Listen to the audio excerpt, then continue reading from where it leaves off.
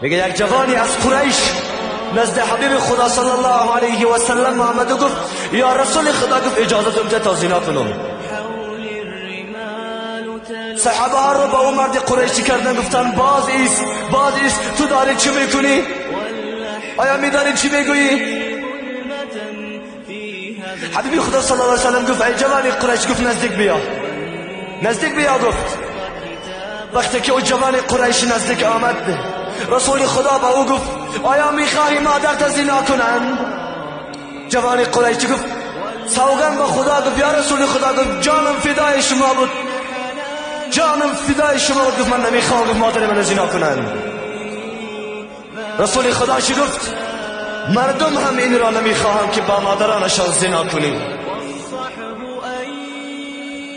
هیچ کسی دوست نمیداره که مادری او را زنا کنی. گفت ای جوانی قریشی، میخوایی که دخترت زنا کنند؟ میخوایی که خواهرت زنا کنند؟ میخوایی که اپت زنا کنند؟ این جوان در حیرت افتاد. چرا رسول با من اینجوری میگوید؟ گفت یا رسول الله، گفت جانم فدای شما باد، هیچ کسی نمیخواهد که خواهرش، دخترش، مادرش، اپش که زنا کنند. گفت چجوری جرأت میکنی با مادری کسی زنا کنی؟ چجوری گفت جرأت میکنی خواهری نفری را زنا کنی؟ تو آیا مسلمان نیستی؟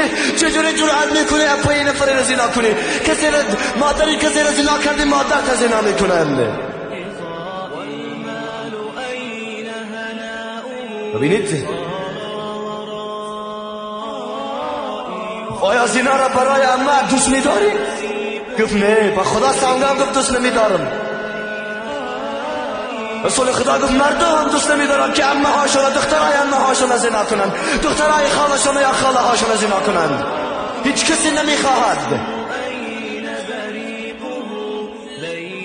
دیگه آنگاه پیامبر اسلام صلی الله علیه و سلم دستش را بر وی گذاشت و گفت اللهم اغفر لذنبه و طهر قلبه و حسن فرجه، یعنی بار خدایا گناهش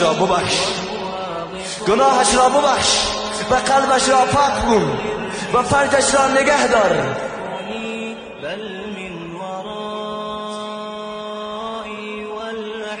وقتی که این جوان سخن از زبان رسول الله شنید، چنان میگه گریه کرد، کسی را نگاه نکرده، میگه با یک طرف گذاشت و رفت. وقتی که رسول گفت میخواهی امت زنا کنن، میخواهی که مادرت زنا کنن، این جوان در پاسخ چه گفت؟ نه نمیخواهم. البته که کسی نمیخواهد.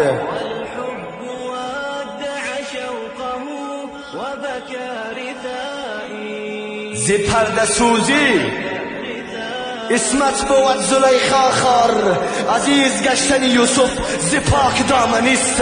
هر کسی که اگر پاک باشد، هر کسی اگر ترس از خدا داشته باشد، هر کسی اگر امت رسول خدا پیروی از ایشان میکند، الحمدلله داخل خالدین فیها ابدا، داخل جنت جاویدان خواهد شد.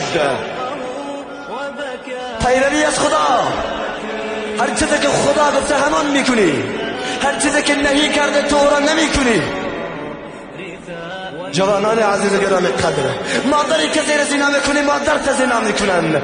خواهری نفر زنا میکنی، خواهر تا زنا میکنند. اپایی که دامی زنا میکنی، اپا تا زنا میکنند. هر چی کاری کنی تو وای خودت میبینی زناشا. و من یعمل مثقال ذره خیرا یره.